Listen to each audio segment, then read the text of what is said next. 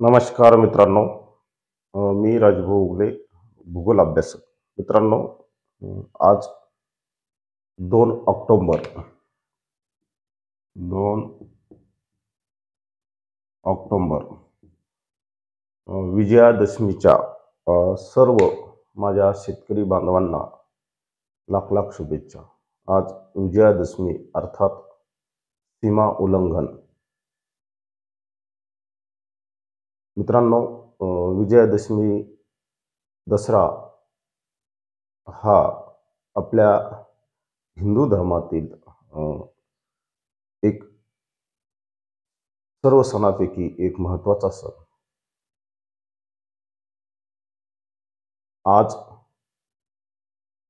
लहान मोठे सर्व अगदी ज्येष्ठांचा थोरा मोठ्यांचा आपण आशीर्वाद घेतो आणि पुढील कार्यासाठी थोर मंडळी, ज्येष्ठ मंडळी आपल्याला शुभेच्छा देतात. मित्रांनो, काही नवीन गोष्टीची जर सुरुवात करायची असेल तर दसरा हे अतिशय उत्तम मुहूर्त आहे, जे इतर कामासाठी जसे शेतीच्या मशागतीसाठी दसरा हे मुहूर्त अतिशय महत्त्वाचं असतं. उदाहरणार्थ शेतीची पेरणी असेल, रब्बी हंगामाची जी खरी सुरुवात असते ती दसऱ्यापासून होत असते. त्याचबरोबर बऱ्यापैकी दसऱ्यापर्यंत जो पाऊसकाळा असतो राज्यातला हा बऱ्यापैकी संपलेला असतो. म्हणून महत्त्वाची कामं हे दसऱ्यापासून पुढे केले जातात आणि ती परंपरा आजही कायम आहे. म्हणून आज मी मुद्दाम विजयादशमीच्या सर्व माझ्या मित्रपरिवाराला, शेतकरी मित्रांना शुभेच्छा देण्यासाठी आपल्यासमोर आलेलो आहे. मित्रांनो, सोबतच थोडासा हवामानाचा अंदाजसुद्धा सांगणार आहे. मित्रांनो, आपण पाठीमागे एका ठिकाणी म्हटले होते, निश्चित काहीतरी आश्चर्यकारक बदल झाल्याशिवाय राज्यावरलं संकट हे टळणार नाही. आपण पाहिलेलं आहे की सप्टेंबरमध्ये जी लो प्रेशर आली बंगालच्या उपसागरात, तिनं प्रचंड धुमाकूळ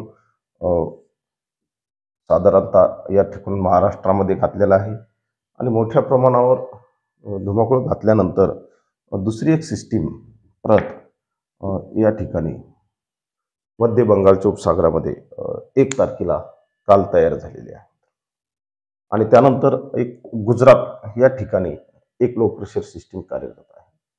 या दोन्ही सिस्टीमचा त्यानंतर हलका WD सुद्धा, त्याला आपण हलका WD सुद्धा अगदी उत्तरेकडील म्हणजे जम्मू आणि काश्मीरमध्ये या कालखंडात येण्याची शक्यता आहे.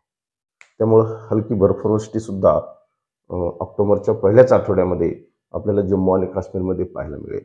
त्याचबरोबर या ठिकाणी एक लो प्रेशर कार्यरत आहे, या ठिकाणी एक लो प्रेशर कार्यरत आहे.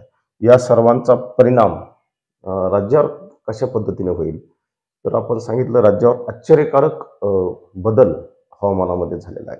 मित्रांनो, या लो प्रेशर सिस्टीममुळे जे पूर्वोत्तर राज्य आहेत त्यामध्ये पाऊस पडणार आहे. गंगेचं जे मैदान आहे त्या ठिकाणी पाऊस पडणार आहे.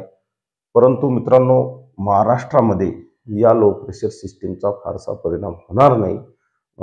सर्वच मॉडेल पूर्वी या सिस्टीमचा परिणाम महाराष्ट्रात अगदी जबरदस्त दाखवत होते 4, 5 आणि 6 तारखेला.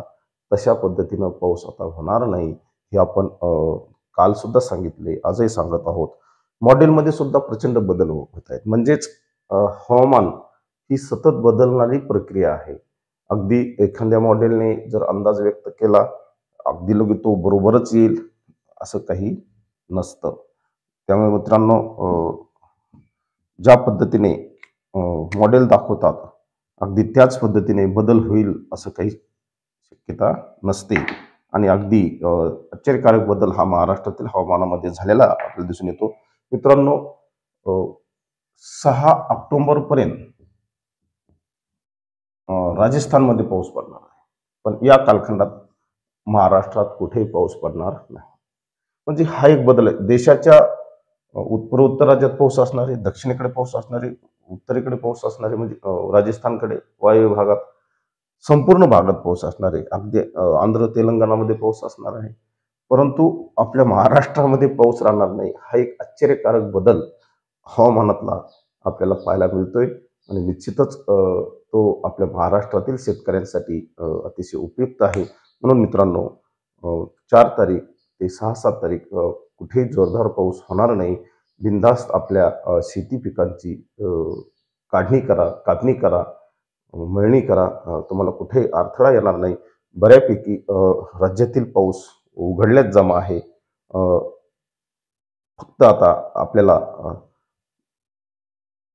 बंगालच्या उपसागरातील 16 तारखेनंतर ज्या लो प्रेशर सिस्टीम तयार होतील, अ, त्या लो प्रेशर सिस्टीमचा एक मागोवा आपल्याला घ्यावा लागेल.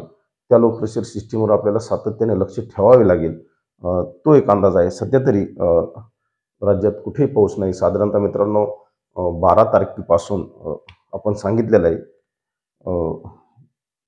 परतीचा प्रवास हा या ठिकाणी जे 14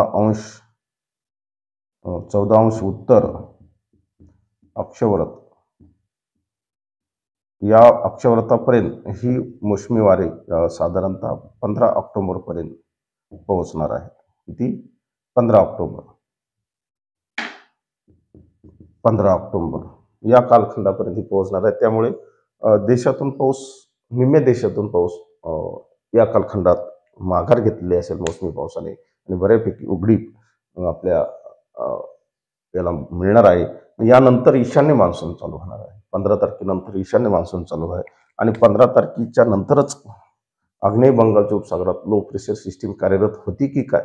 कारण या कालखंडात दक्षिणेकडे सूर्य असतो, त्यामुळे मोठ्या प्रमाणावर टेम्परेचर वाढलेलं असतं आणि आपल्या राज्यात सुद्धा आपल्याला ऑक्टोबर हीट जाणवत असते. तर मित्रांनो, या ऑक्टोबर हीटची सुरुवात सुद्धा अगदी 8-10 तारखेनंतर होत आहे आणि मोठ्या प्रमाणावर राज्यामध्ये ऑक्टोबर हीट जाणवेल आणि ऑक्टोबर हीटचा परिणाम म्हणून बंगालच्या उपसागरात जी लो प्रेशर सिस्टीम बनतील त्याचा ट्रॅक, त्याचा मार्ग आपण सातत्याने उत्तर मान्सून कालखंडातील प्रणालीवर सुद्धा लक्ष केंद्रित करणार आहोत आणि त्याचा सुद्धा अंदाज आपण वेळोवेळी देणार आहोत. मित्रांनो, पुन्हा एकदा माझ्या सर्व शेतकरी बांधवांना दसरा विजयादशमीच्या लाख लाख शुभेच्छा. धन्यवाद मित्रांनो.